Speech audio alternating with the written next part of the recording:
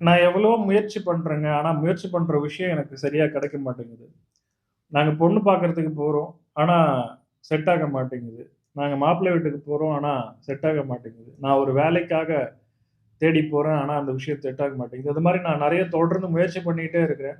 எனக்கு நெறைய தோல்வி தான் கிடைச்சுக்கிட்டே இருக்கு அப்படின்றவங்களுக்கு, நீங்க ஜாதகமே பார்க்க வேணாம். என்ன சூழ்நிலை இருக்கு, என்ன கிரகங்கள் இருக்கு, எதையுமே நீங்க செக் பண்ண வேணாம். உங்க வீடு பக்கத்துல இருக்கிற தெரு விநாயகர் கிட்ட போயிட்டு, சின்னதா ஒரு எலுமிச்சம்பழம் அளவு வெள்ள கட்டி உருண்டைய வச்சு அவர்கிட்ட பிரார்த்தனை பண்ணிக்கோங்க. போற காரியம் நல்லபடியா, இனிமையா நடக்கணும்.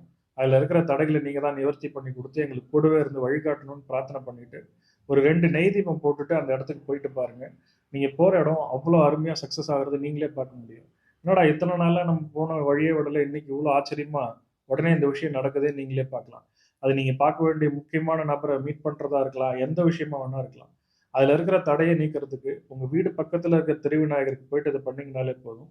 அது மட்டும் இல்ல, நீங்க போயிட்டு வந்துட்டு, அந்த காரியம் நல்லபடியா முடிஞ்சிருச்சுன்னு அவருக்கு ஒரு நன்றிய சொல்லிட்டு, என் வாழ்நாள் முழுக்க எனக்கு கூட இருந்து எனக்கு உதவி பண்ணணும்னு அவர பிரார்த்தனை பண்ணி கேளுங்க. எப்பயுமே உங்க கூட இருந்து இன்டியூஷனலி உங்களுக்கு ஹெல்ப் பண்ணிட்டே இருப்பாரு.